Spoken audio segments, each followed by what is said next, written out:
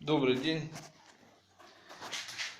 Видео будет сейчас о том, как на Балакино вернулась вилка, а срочно надо работать.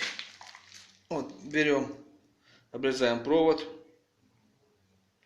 от вилки, зачищаем